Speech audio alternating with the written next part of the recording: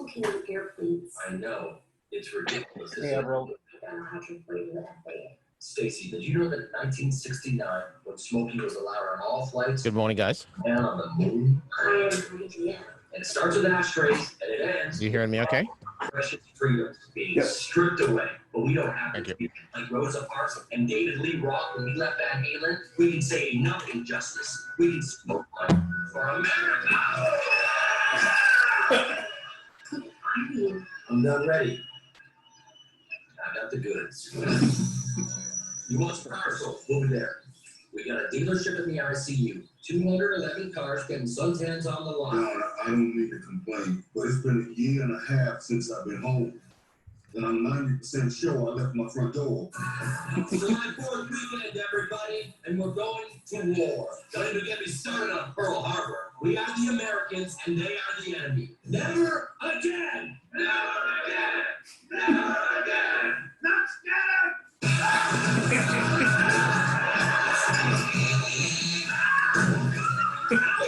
We brought elegance! That Don Reddy sure does put on a show. These people are excited about the savings. I think I may say a handy wants to pay in cash, non-sequential, unmarked bills need to be packed in this canvas bag. Well, that's a bank bag, too. News cars. Rolling up the blocks this summer into a theater. Hey, Stan, trust me, huh? I'm already there. Trust me. Trust me. Trust me.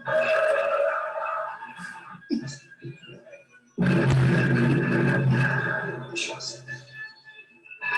Hey, no. Trust me. Joe O'Brien loves to sell cars. By 9 o'clock, I think, hey, this is not the car for me. I'll just touch the one button.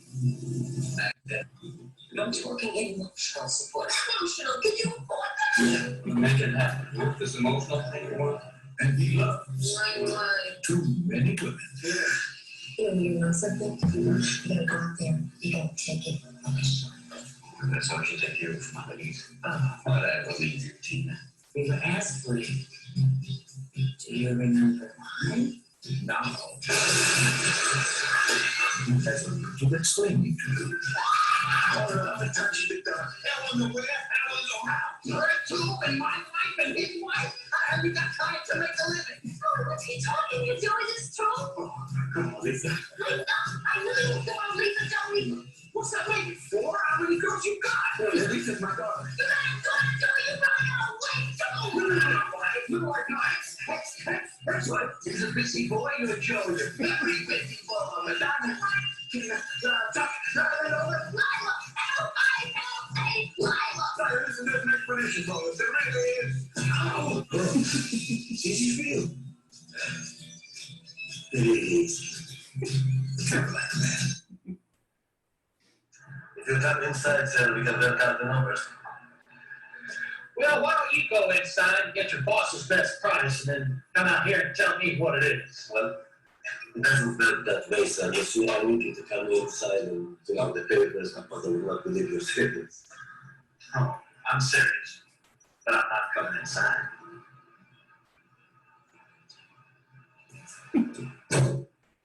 A classic.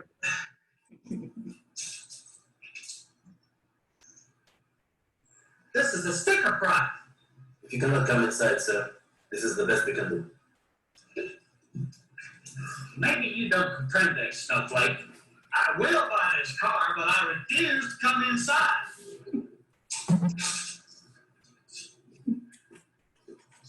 I'll be waiting. Right here. Doing an extra 50 looking at this deal. That's a lay down, I know it. I don't give a shit. I'm not talking to this asshole anymore. You know why he won't come inside? Because he's afraid. No. He's afraid of you. He's afraid of me.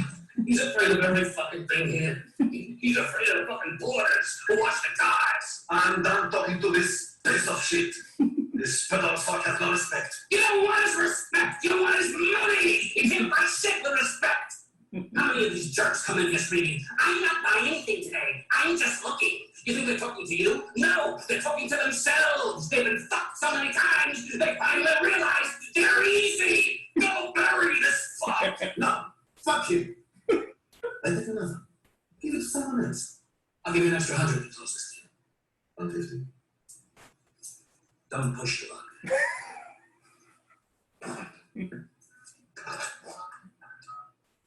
Three-quarters to the shoulder, please. Three-quarters to the shoulder.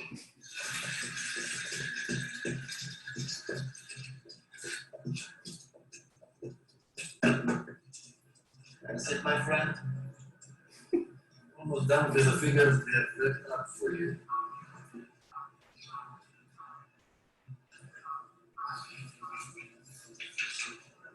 What the hell's this? The payments. Oh, that's looking a little high. If you cannot afford this car, thank you for stopping by. No, wait. It's not that I can't afford it. It's, well, I mean, can I get a better deal? You have to go somewhere else for a better deal. Are you kidding? These are harder to find than tits on a catfish, especially in this car. I know, that's too bad. There must be other place you could have gotten a better deal. Where? Inside. That's another fish. So there's just a couple different classic trailers there, just so you know. Try to keep it interesting since our Dolly Parton last week didn't really go the way I thought, but anyway, here we go. So welcome to AutoHub. Thanks everybody for joining in. A few great books that I just pulled out. Buying Cars for Dummies, How to Buy a Used Car, and Words That Sell Cars. So go ahead, Jeff, tell us more about used car from a wholesale perspective. Hello, everybody. Welcome, and to our regular viewers, thank you for joining us. And I see a lot of new faces. So a little bit about the AutoHub show is we just get people from all walks of automotive life, and just do a short presentation. They can just talk. It's their show, and all Ian and my job is to steer it and introduce people to each other. Today's show is used cars from a wholesale perspective. Obviously, that's a big discussion, used cars these days, supply, demand, and the three gentlemen that we have on today certainly know this very well. And we have Joe Overby from Auto Remarketing and Auto Remarketing Canada and Cherokee Media. We have Jason McLennan from eBlock, eDealer, eEverything. And Everald Reed, the fine co-host of, or host of his own training and everything else, and a long-term car guy with a very cool setup. I can tell by his screen with the ear things and the mic. Wow, I'm impressed. So we'll just get ourselves going, Ian. Yeah, so a few housekeeping items. The AutoHub show is for the guests, not the host. It's your show, not ours. Please mute and unmute yourself. You can also click raise your hand if you have a question. I'll be moderating the chat box. There's a wealth of knowledge and experience on the call, so let's share ideas and respect each other's time. All AutoHub participants have agreed to be and open to be sharing ideas and are okay with others using them. Absolutely no selling, please. AutoHub is an open discussion with a focus on improving business. We value everyone's input. Speak up and bring value. Don't be afraid to brainstorm ideas and ask questions. Be respectful of everyone's time. After all, we are all busy professionals. Please do your best to stay on topic on the call. Don't forget to challenge our speakers and help them bring value on the show. Maybe, Jeff, you can talk about Vendor Speak, the selling show. It would be my pleasure. Vendor Speak is our Friday show for guests and anybody else who would like to present their wares to our audience. This show is an information show, and you know, again, it's not a selling thing, although the three people on today aren't really looking to sell stuff anyways, because they're like doing so well. And if you want to interested to know more about Vendor Speak, please just reach out to me. You can get, there's a link to reach me through here. We do it Fridays. We are taking a break this coming Friday because it's like the end of summer and everybody's running away. And that's about it. Okay, thanks, Jeff.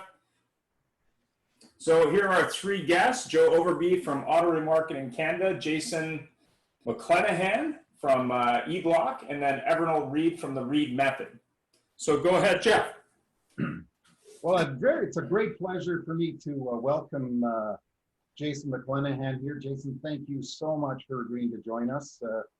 You're a busy guy, and as you told us a few minutes ago, you just managed to get a holiday in last week. And Jason's somebody that I've known for a long time, and it's you see all these people you see on LinkedIn, you see all these terms about C-suite people and everything else, and you know, they MBAs and all this stuff. And Jason's got a UCS, used car salesman, probably a UCAS, used car auction salesman.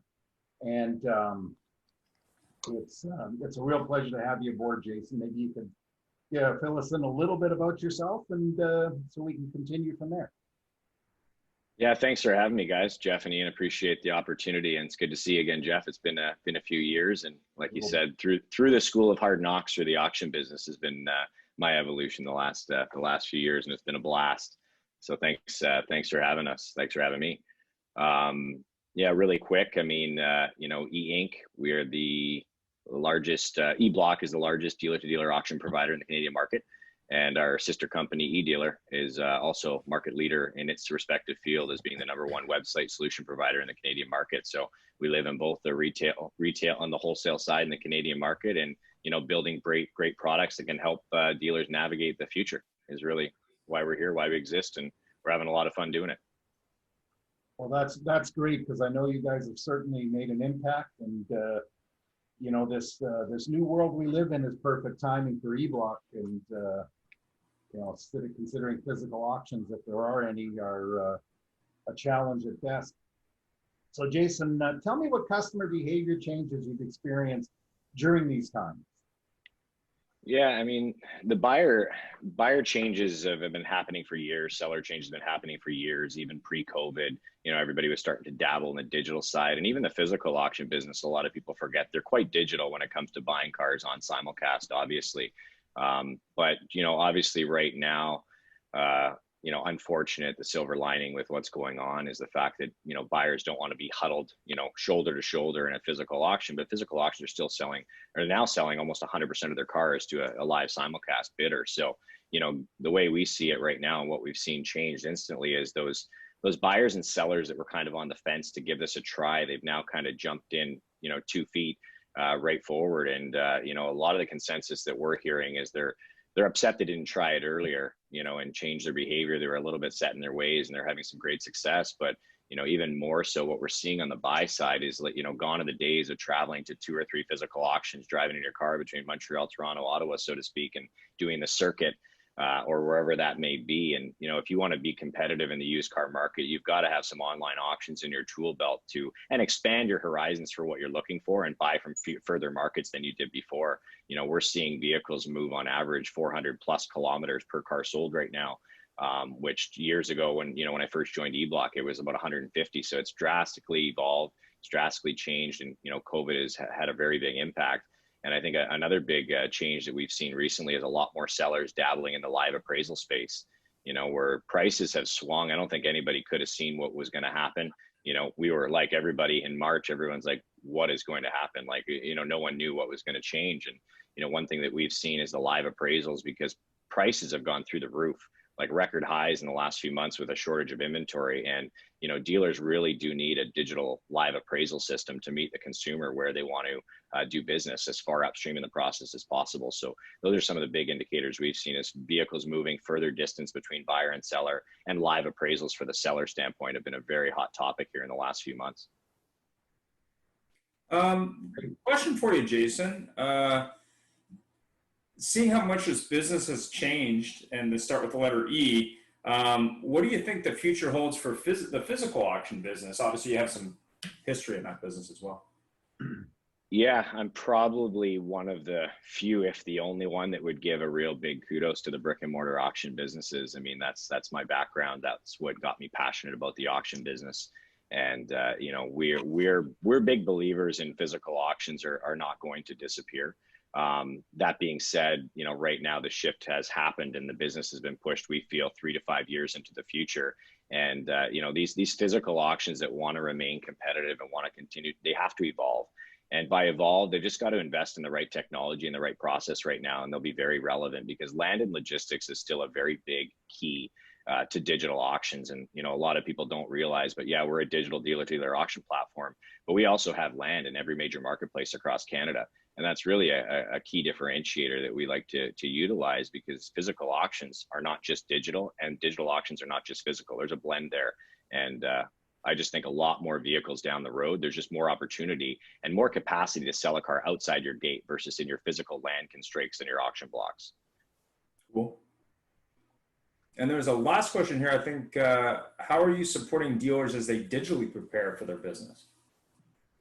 Yeah, when it comes to, you know, we're in a unique situation here right now where we're about to release our brand new platform for e-dealers. So the whole point of this is to meet dealers with their evolving digital retail needs, because obviously, as much as wholesale has been pushed into the digital future, that's obviously also being driven by consumer behavior in the digital retailing side of it. So, you know, you're going to see the way we've kind of evolved and supported our dealers. We gave away a few products for several months to help them meet their customers, like Guaranteed Trade, and meet them where the customer lives. And that's appraising a vehicle before they get in the showroom. So what we're really trying to do is gather the feedback from our customers for what they want to see. We know we've got a very strong dev team, but we've also got a ton of automotive and auction experience in this team. So we're not just software developers that are building tech. We're experienced individuals that have great technology and listen to our customers' needs to evolve. And, you know, we see e-dealer starting to grow at a faster pace than actually e-block, which sounds a little bit surprising since it's such a mature business. But the digital retailing evolution is upon us. And again, I think that digital retailing, we view it as the exact same answer as I had with physical auctions. Meet the customer in what part of the process they want to do digitally, and let them wrap it up at the physical dealership. Like we're not the ones saying that Carvana is going to be the end all be all. It's going to be all digital retailing. That's not us, nor are we the same way about the physical auctions. It's going to be a hybrid of both is the way we see that. And we're really excited to work with our dealers to building products to suit to help execute that with them. Cool, thanks very much. So is there any questions from the audience at all? Actually, I have another question. Yeah. What are the key factors that buyers and sellers should know about your platform versus physical auctions, other than they don't get to visit their buddies? Yeah. Hey, that used to be the favorite part of my week, Jeff, getting up on the microphone and helping stitch used car dealers together. That was the best part, right? But, you know, when it comes to, you know, the key factors they should know with, you know, we're not going to go into all the differentiators, but really what's interesting is our platform is very similar to a physical auction with set timed auctions, set events, and auctions have done an incredible job of creating these events for decades. And we don't see that ever as changing. We just see that as a technology that complements and evolves to bring that urgency and that set auction time event into the marketplace is kind of the way that we evolved and why eBlock is where it is. And, you know, we didn't go reinvent the wheel like other platforms that tried to do something so different. We tried to complement what the brick and mortar auctions did so incredibly well for so long and just bring it into a mobile platform. And, you know, we built our platform like most technology companies, mobile first, with a seamless desktop experience. And when you're in the dealer's pocket all the time with notifications and filters going off to help them reduce time to acquire inventory, because that's really what it's all about. Buyers want to go somewhere that cars are going to say sold. They want to know what's going to be in that event before they get there. And they want to know there's going to be a critical mass of cars to not waste their time chasing cars all hours of the day on platforms. And that's, so really our key to success was being inspired by physical auctions and building something that really replicated the urgency and event set auction times as they did. Fantastic. Well, I'm going to have to move on. Thanks for that. To Evernold Reed. Now, Evernold has a lot of different background, mostly obviously in the automotive world, but also in advertising and training. So Evernold, maybe you can tell us a little bit about yourself. Well, I seem to be pretty busy with the training space right now and evolving some online automotive leasing courses. As you know, obviously everything or a lot of things are going online, and there's a need. I find for automotive leasing, well, training in general in the automotive space is lacking. I think we can all pretty much agree on that. And leasing, I'm getting a lot of questions from dealers across Canada, but mainly in the United States, where they're still heavily focused on long-term 7, 8, 9-year finance deals, as opposed to leasing. And I just find it just so counterproductive, you know, when you could lease 3 cars in 6-7 years instead of selling 1 car. And that just creates a whole, slew of opportunities for dealerships by having these really nice cars coming back in off lease. So that's what I've been doing. I've created that online course on leasing, as well as selling yourself to clients, and as well as sales mindset, because I think it's a fundamental aspect of sales today is developing one's mindset and having people, salespeople and managers in the right space so that they can properly serve clients and serve themselves. Thanks for that. So I had a question. Obviously, getting quality used cars or quality trade-ins are a problem for dealers, and that's obviously a longer problem, especially if you got someone in 7, 8, 9-year finance terms. So you got a lot of negative equity there. Mm-hmm. Do you have any thoughts on how to maximize profit and increase lease retention while keeping more of those lease returns? Oh, absolutely. This is what this course came out of, is literally me getting back to the auto space. I was away for about 8 years, and then I came back to the space about almost 9 years ago. And we had a Toyota and a Lexus store, and all I could see were clients dropping off their cars at lease end and leaving. And I'm like, but wait a minute, where are they going? And no one, and I mean no one from senior managers, sales reps, or the owner had a clue about the database, about managing the database, and really harnessing the opportunities that were literally there underneath their noses and were disappearing. And literally at one of the dealerships, the portfolio was shrinking because so many people were left unattended and had the opportunity to go elsewhere, frankly. So the profitability is right within, and I stress this all the time. Too many dealers focus today on just what's coming in through the front door, and not as much attention as the existing database of great clients and great used cars and great opportunity and fixed ops and everything that derives from managing your portfolio. So a lot of that profitability is there within, but there's a lack of, I guess, knowledge, understanding, training on how to capture and to seize the opportunities of how to drive that profitability. I've actually done studies with this. I have a 5-year spreadsheet of what the implications are of each sales rep simply leasing 10% more. So if it's a 10 car a month guy and he leased 1 extra vehicle, what is the effect of 10 sales reps in a store leasing 10 extra vehicles per month, 120 per year? How does that play out over the next 3 to 4 or 5 years? And it's millions of dollars. So is that just them not presenting leasing every time? Is that them not understanding leasing? Is that, I worked with a Toyota store in Beaverton, Oregon, and they actually have an office, a physical office at their service department, where basically it's reduce your payments. Yeah. You have a guy full time, and all he does, because they have about 400 service customers a day. Wow. All that person does is say, hey, you're in a lease, you're in a finance, you own the car, whatever. It's all about, let's get you into another vehicle. That's all we do there. So that I think is very interesting. So the fundamental issue, Ian, is the training, because, and I'm telling you this factually, because I was being called by dealers across Canada, as you know, and I traveled out west, and I did some training in a lot of Alberta and BC dealerships. And one of the fundamental questions and then the feedback I was getting was from the managers themselves. Can you dumb this down a little bit for us? It's a little complicated. Yeah. So I literally had to go back and create a beginner, intermediate, and advanced course as a result, because they don't understand the opportunities that are, within their dealerships. It's the inability to articulate the actual benefits and how to define that to a client so that a client can actually understand it without confusing the hell out of them. Okay. Right? So you can't help the client if you're confused yourself. You can't present the option if you really, because clients are, as we all know, are so much more advanced today. They're coming in armed, ready. And if they don't know it, they can find out in about 30 seconds on Google or call somebody.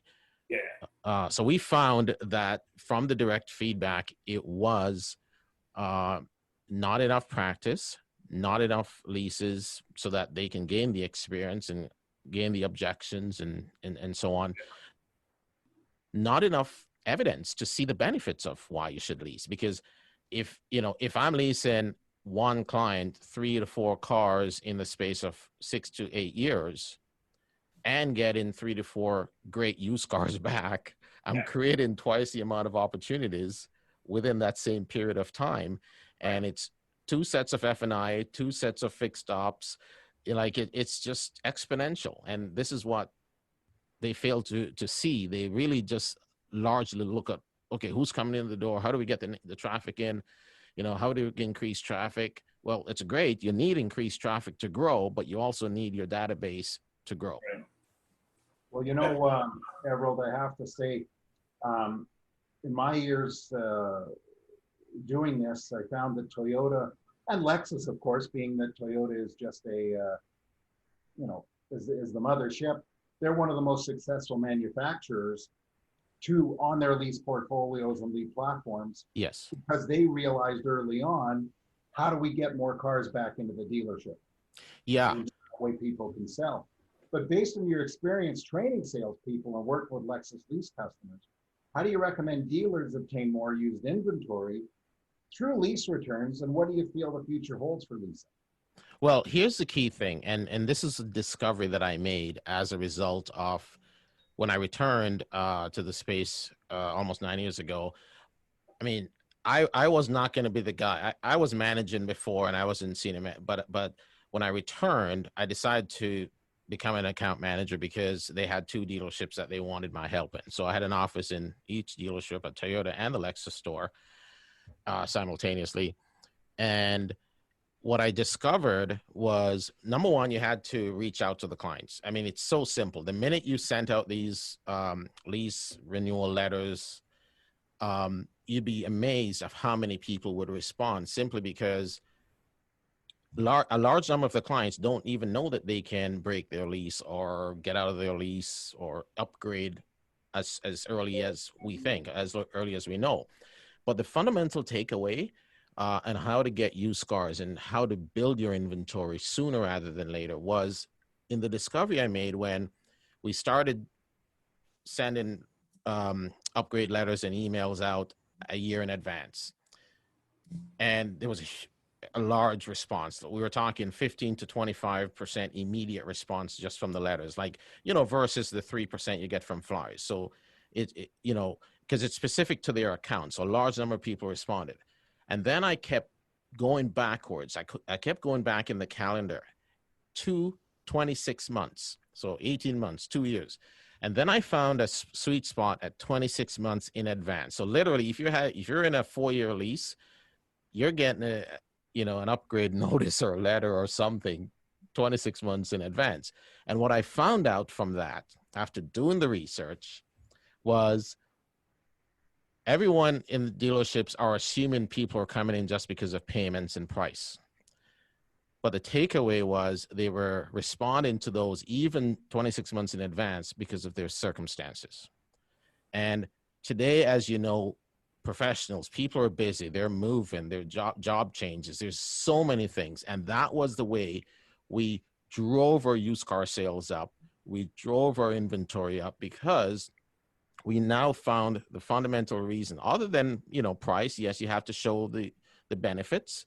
That's all. You always have to do that anyways, whether it's lower payment, whether it's more car, but that's how we drove our used car sales. And today at our Lexus store, 95% of the vehicles on our pre-owned lot are from our own database. Fantastic. Question for you from the audience. Are you working with any appraisal software to assist you on lease pull-aheads? We did have a software for a couple of years, but there was only one element of the particular. Actually, it was more of a CRM system, and it did have an appraisal software built in. But no, I know the brands that you're referring to. We are actually, or have been actively pursuing one. I know that I think they've visited the dealership just before the whole COVID thing. Okay. And I know we've been looking at that. Okay. And I have another question.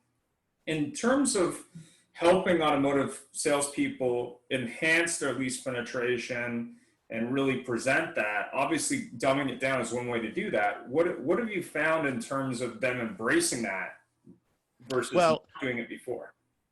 You know, I saw a question literally last week on I think it was Automotive Millionaires, the Facebook web group, and a salesperson asked his manager, he was a new sales rep, and he said, you know, I want to learn about leasing. Can you help me? Whatever the question was. But the answer was what I literally had to go make a video about it, because the answer was, don't worry about it. You'll learn someday. And he posted this, and it happens to be true. So salespeople need to realize that if you literally don't want to stand up and wait for ups or the phone to ring, you better take the opportunity to learn a bit more about leasing. It's a daily thing. You don't have to know it all today. You know, it's customer by customer. It's a scenario by scenario. And once you embrace it and it starts to work for you, you will develop ways. I develop mechanisms and ways to reach, so that I could increase our lease penetration. Like some months it's 75%, some months it's 80, some months it's 60, but we're hovering around 70. Whereas the stores that I've talked to and gone to train were in their 30s, you know, maybe 40. So when you increase it from say 30 to 40%, which seems to be the industry standard, like that's what their game point is. And I remember hearing from the owner of Paragon, or the operating partner of Paragon, years ago when I saw him in Vegas, that he was at about 75%, which at the time was the highest I'd ever heard of. When you move that number from, say, that 30, 40% target on the import side to 75%, how does that increase the quality and inventory and customer happiness at the dealership?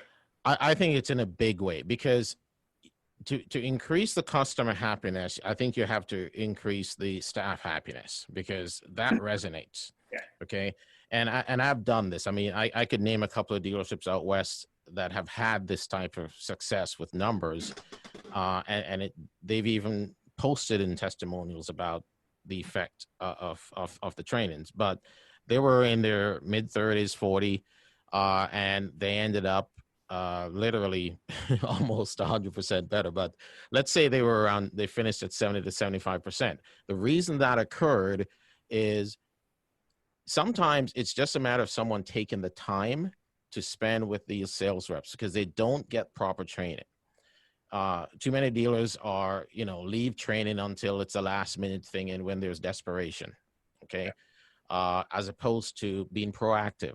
So when you present opportunities to sales reps and you say, hey guys, number one, I'm still in this business. I'm doing it. So I'm not here, didn't just write a book and, decided to start training, but here's how I will show you practically how to fundamentally turn your business around. And you have to treat it as if it's your own portfolio of business within the dealership. And that's the first thing. So once you educate them, once you show them some practical scenarios, unlike anybody else, you can't, we all know payments are lower potentially on leasing and this, but that's not what we're talking about. We're talking about why, how, why. And a question from the audience: does the business office support leasing, in your opinion? Oh, 100%. In all the dealerships that I've coached, business office sales have skyrocketed. Fantastic. Okay. And I'm not telling everyone here how to run their dealerships, but I can tell you factually, one of the things that is included in the leases that I would do is the Lexus extended service plan. Right. And we would include like paint protection film and front tinted, like those are like 3 go-to things you include in your lease quotes. And let me tell you something. You're not seeking the customer's permission to include these. You obviously have to notify them to let them know it's there. But once you structure leases a certain way, your clients they appreciate what they have. You're the solutions provider. And this is what I teach all the time. It's not up to the customer to keep asking you questions because they don't know what they don't know. And if you're the professional in the field, I say it is your duty, it's your responsibility to present to them what value proposition is ideal. So I would structure the deals with ECP. Our ECP sales is 50%, 60%, sometimes 100% higher than national, which is 35%. So there are months I will do 75% because it's included. And there's no client that would say take it out unless it's a budget issue. But once you include those business office products initially, the second, the third lease, they don't want to not have those features going forward. So I have another question from the audience. What would you consider to be a good lease penetration in Western Canada or a target? I mean, obviously it depends on import or domestic, but what would you think would be a good target for a dealer? Okay. So having had some experience out there where most of them are well below 50, some below 40, I think we can take some baby steps, and in year one we have to get it over 50%. But with proper training, I've turned dealerships around in 12 months. Like they literally looked at their year over year and they increased 70, 80%. So it can go from 40 to 65 to 70 in 12 months with the right training and with the right systems. And is that true in the domestic side too? Like if you're at a Chrysler store now, and not to beat on Chrysler, but let's just say a Chrysler store has a lot of 96-month, 84-month finance, a lot of negative equity. Yeah, and that would also be true probably with. It'll be a little tougher there, but I think you can certainly get them over the halfway mark. I think it's a realistic expectation that you can do 50, 55, and maybe depending on the demographic, up to 60%. Okay.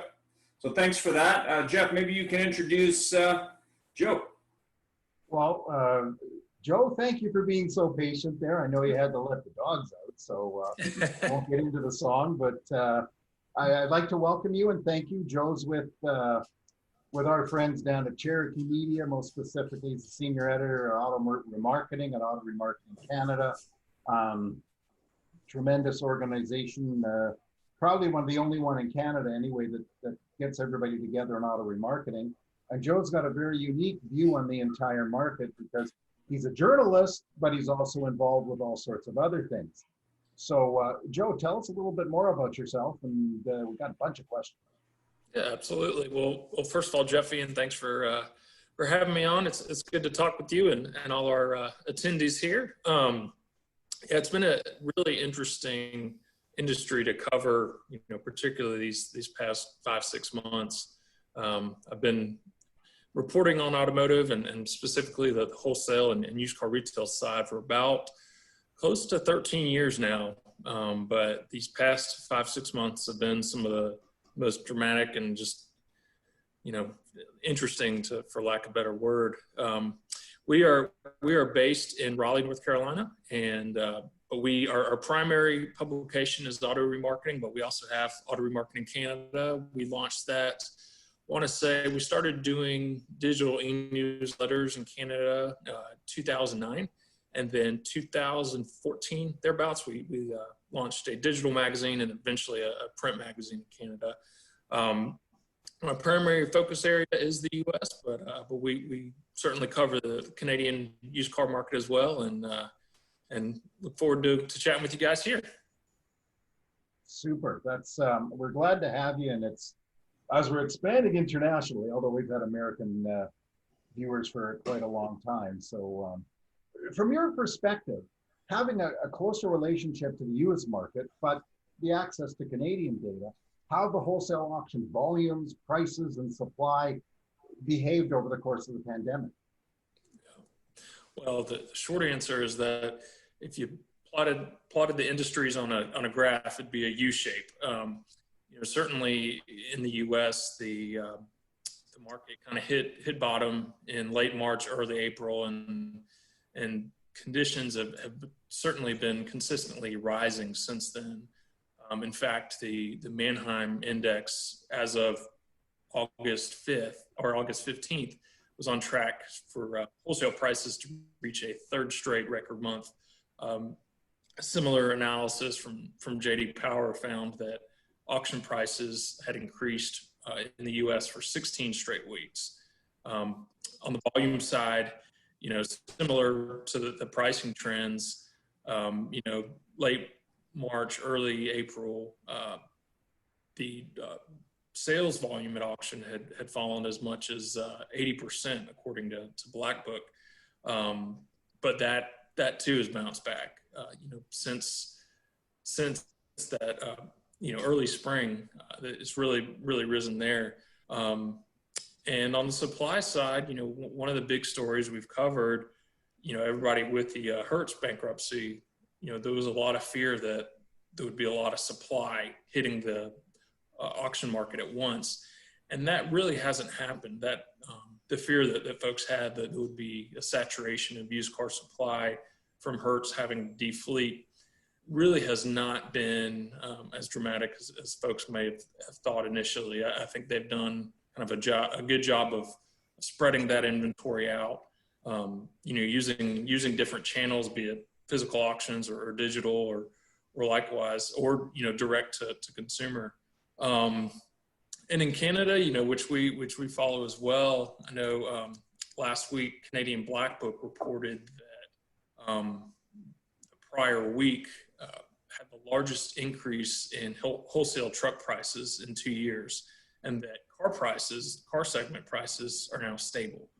So there have also been 4 straight weeks of wholesale truck price increases. So, there appears to be a little bit of stability there in Canadian used car pricing. And, looking forward, I know Canadian Black Book is forecasting wholesale prices for the next few months are going to be down 10% from what had been projected before the pandemic. But, take that with a grain of salt, because they initially thought that prices would be down 17%. So certainly an improving market there. And anecdotally, from the retail side of the used car market, we report on certified pre-owned sales, and Hyundai Canada, as one example, has had 2 straight months of record CPO sales, and other brands that share their sales are also seeing some recovery. And then another kind of microcosm, Auto Canada, which is the sole publicly traded dealer group, reported in its earnings that the latter stages of Q2, May and June, really saw a big bounce back in used car sales. So, in both the U.S. and Canada, really seeing conditions improve over, this late spring and early summer months. So a quick question for you, Joe. How have you seen auctions reacting to this? And have they changed their strategies at all? I mean, I hear dealers complaining about what they got to pay for cars in the Canadian market. And I also hear them complain they can't find enough cars. Just curious as to what you're seeing there. Well, for sure, the pandemic sort of forced their hand a little bit early. I think, you have at least in the U.S., the 2 largest corporate auctions, Manheim and Odessa, went all digital for a while. I know Manheim has been testing with certain, they're still doing simulcast sales, but they're kind of pilot testing, bringing dealers back into the auction lanes. Still no cars are running through the auction lanes.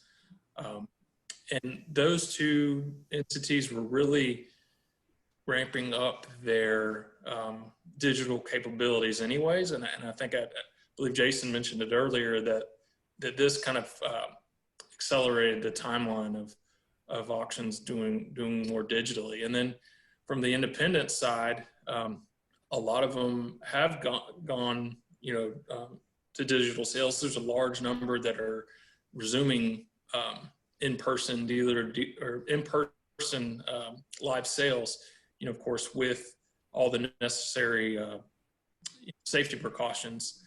And then some have gone and have explored the dealer-to-dealer online market. I mean, for example, Jason McClanahan's company, they've partnered with several independent auctions to create a dealer-to-dealer online sales space that the independent auctions can access. So I think from a corporate level, but also, you know, from a individual, for lack of a better word, mom and pop, small business, independent level, they're all, you know, if they're not going entirely digital, but they're, you know, ramping up digital offerings.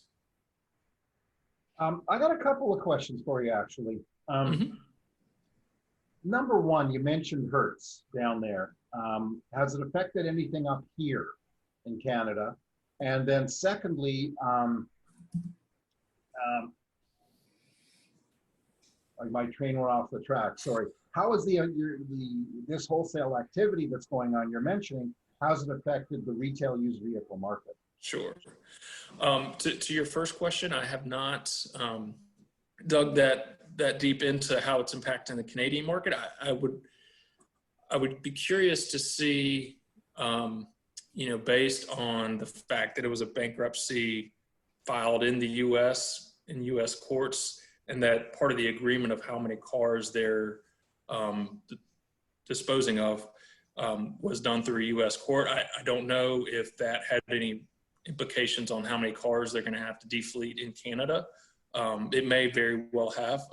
I don't have the answer to that. But as far as, you know, how things are, how the wholesale activity has impacted the retail side, for one, trade-in prices. Dealers are paying a lot more for trades coming in to get the inventory they need. In fact, Edmunds reported recently that the prices that dealers are putting on trades climbed more than 16% between June and July. And obviously that has to do a lot with just the fact that there's a lot more retail demand and that there's a bit of supply scarcity. But in a similar analysis, Black Book pointed out that with record prices at auctions these past couple months and some challenges around getting those vehicles transported, that trade-ins may actually be the most efficient route for dealers to secure used car inventory, despite the fact that they're having to pay more for them. Right. Terrific. I have a question here. Your position as an industry conduit gives you a unique position of observing the participants in the market while interacting on a personal level with dealers. What's your pulse on the market as a whole, both wholesale and retail? Sure.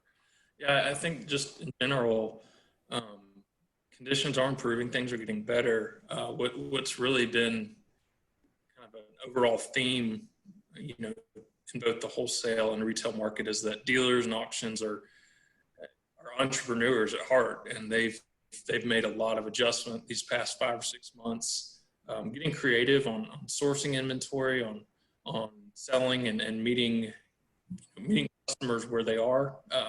You know, I know folks like Sonic and CarMax and others have, you know, ramped up their digital experience, and they're just adapting to conditions, and that's really been evident in both the wholesale and retail side of the markets, and auctions are doing the same thing. Cool. Actually, I'd like to just jump in with Jason here for a second, just on my question on the rental, and you hear so much of it in the U.S. about how the lack of rental activity is affecting the market. Obviously, the Hertz thing. Do you notice anything here in Canada? Not necessarily. I'll just echo what Joe said is inventory. We've seen a boom in volume of inventory on our platform, but I don't think the market in general, it's significantly down. There's scarcity of cars. So the effect that we've seen is, like Joe said, the prices are just through the roof. I've never seen the type of returns for trades, aged inventory. Guys are coming out ahead and sometimes selling it on our platform for more than retail on a piece of aged inventory. But it's very unique right now what's going on. We know it'll be short-lived, and you know, I'm sure when you got to keep in mind too, there's a lot of lease returns that got pushed out during the time of COVID. So we were about to go into a time that had record amounts of lease returns on both sides of the border that were supposed to flood the market. So we had been forecasting for an influx in inventory, which would then hurt conversion rates on vehicles, which we didn't see happen.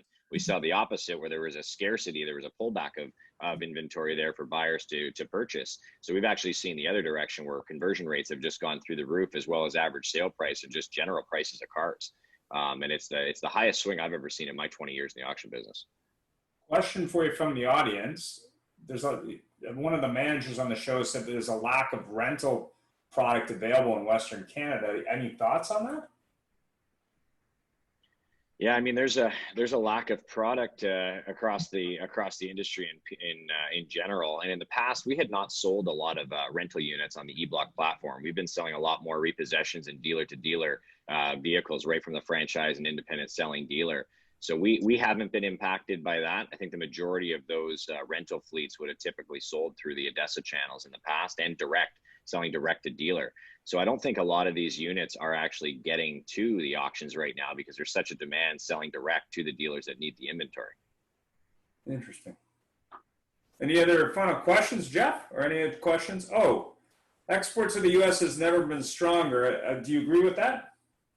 Absolutely. I mean, we've seen truck prices from stuff that we sold on our platform in October that's circulated back again with a $10,000 increase in price from October.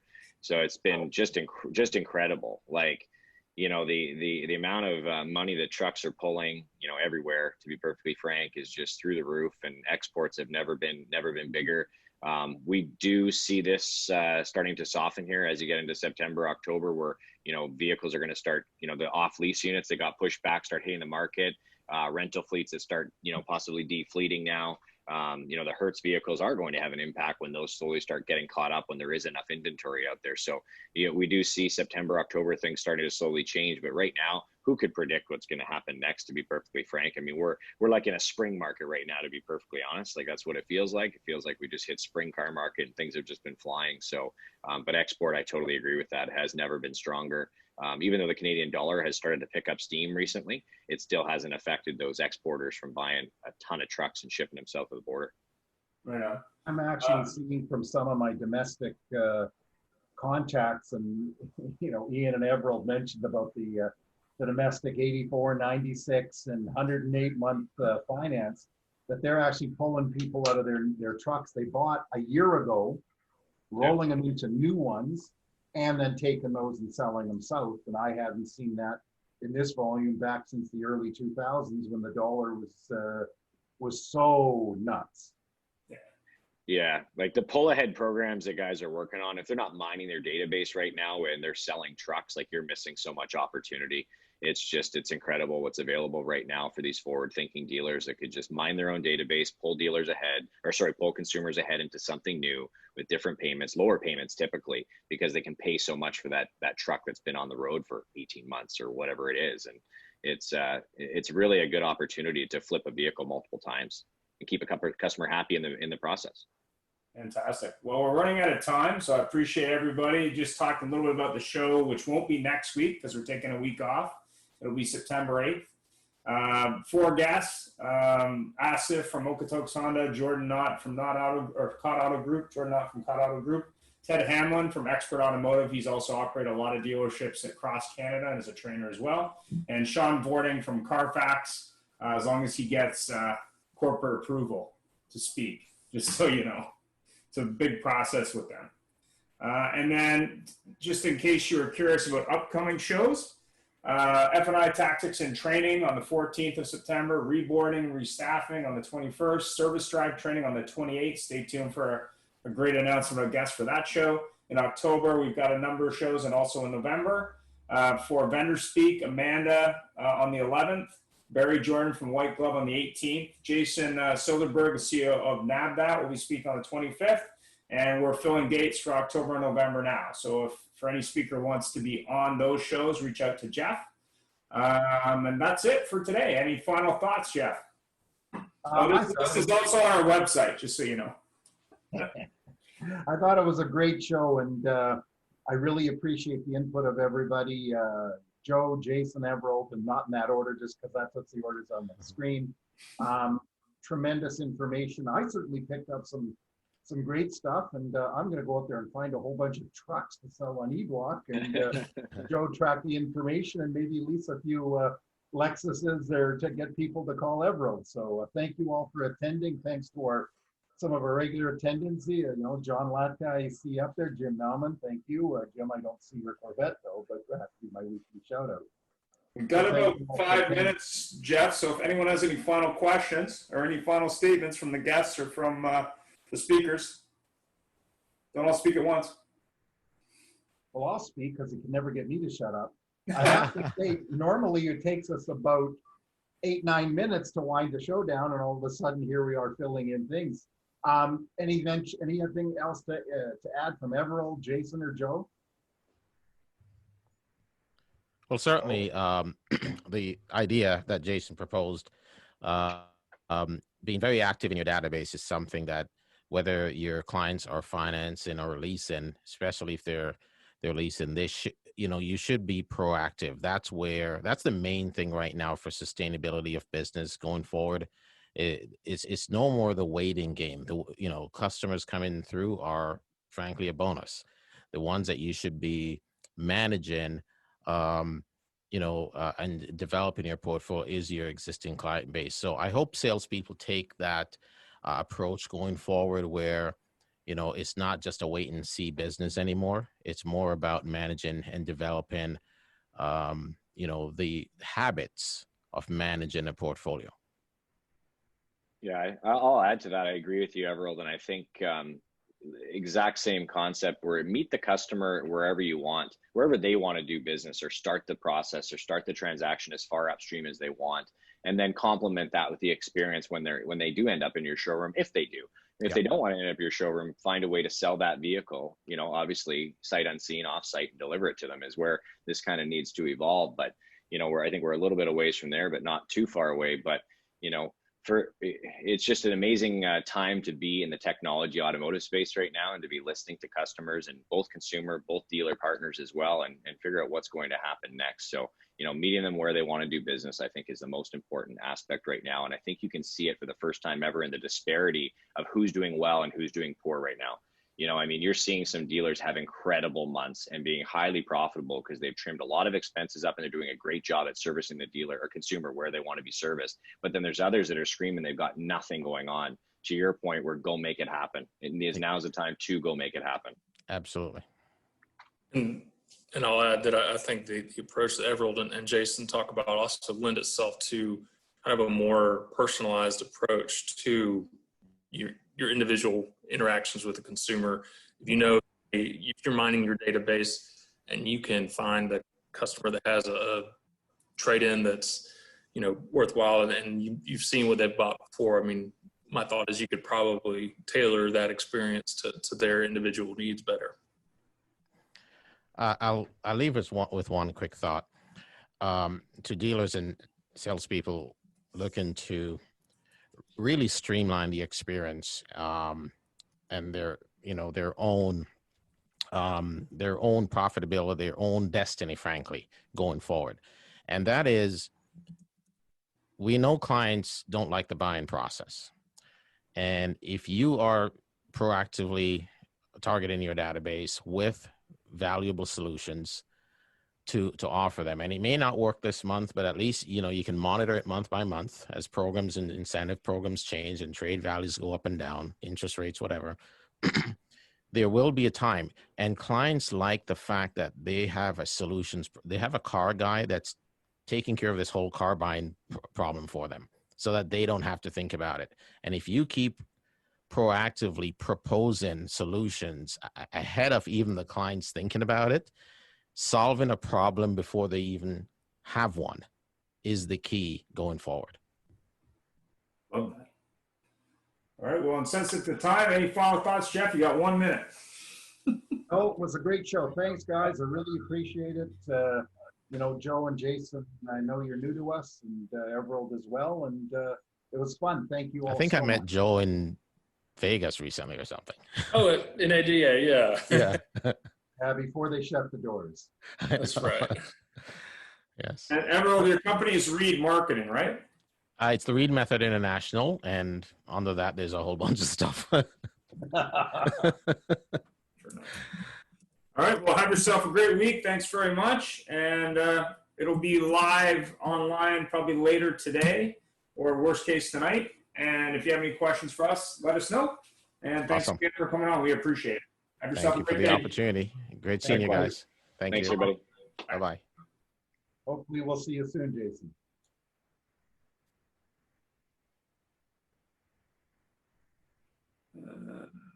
Okay. I'm logging off here. One sec.